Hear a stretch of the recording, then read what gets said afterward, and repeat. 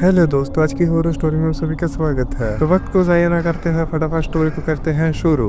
आज की स्टोरी दो कपल्स के ऊपर है। अर्जुन नाम का एक लड़का हुआ करता था और वो दिल्ली एयरपोर्ट में जॉब करता था और अर्जुन हिमाचल प्रदेश के डिस्ट्रिक्ट मंडी में रहने वाला था। और वो एक दिन अपनी जॉब से 15 दिन के लिए छुट्टी घर आया था और वो छुट्टी आने के दूसरे दिन वो बाजार को चला गया और बाजार में साक्षी नामक लड़की से उसकी मुलाकात हो जाती है और वो दोनों रिलेशन में आ जाते हैं। रिलेशन में आने के बाद उनके 3 साल बहुत अच्छे गए। 3 साल बाद साक्षी के घर वाले उसकी शादी की बात करने लग पड़े और अच्छा लड़का ढूंढने लग पड़े। यह सब देखकर साक्षी अर्जुन को बताती है कि मेरे घर वाले एक अच्छा लड़का देखने लग पड़े हैं, तो तुम अपने घर बात करो और मैं अपने घर बात करती हूँ। और अर्जुन ये सब सुनकर मान जाता है और अर्जुन अपने घर बात कर लेता है और घर वाले मान जाते हैं, पर साक्षी के घर वाले नहीं मानते। और उसके थोड़े समय बाद साक्षी के घर वाले उसके लिए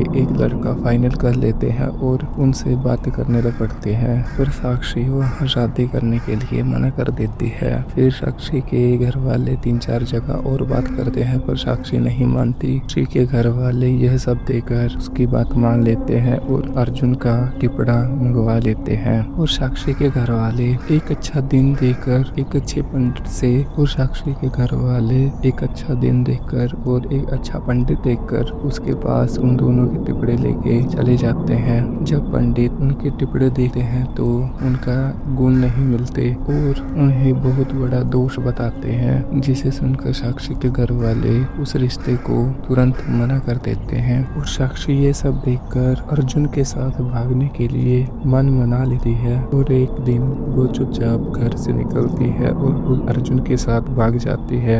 जब ये बात साक्षी के घर वालों को पता चलती है तो वो तुरंत अर्जुन को फोन करके बोलते हैं कि हम आपकी शादी करवा देंगे और साक्षी को यहाँ घर में छोड़ दो। यह सुनकर अर्जुन सीधे साक्षी को उसके अपने घर ले आता है और उसके थोड़े समय बाद साक्षी और अर्जुन की शादी करवा देते हैं। अभी उन दोनों की शादी को हुए 1 महीना ही हुआ था कि उनके घर में थोड़ी लड़ाई झगड़ा होने लग पड़ा और उन दोनों का प्यार नफरत में बदलने लग पड़ा, जैसे किसी की नजर लग गई हो। फिर एक रात अर्जुन और साक्षी बहुत ज्यादा लड़ते हैं और लड़ झगड़ कर सो जाते हैं। जैसे ही वो दोनों सो गए तो आधी रात को अर्जुन की एकदम से नींद खुलती है तो वो देखता है कि बगल में पूरा बेड खाली है और साक्षी बेड के ऊपर नहीं है। और वो नींद में उठता है और सीधा बाथरूम की तरफ चला जाता है। जैसे बाथरूम से वो आया तो वो देखता है कि साक्षी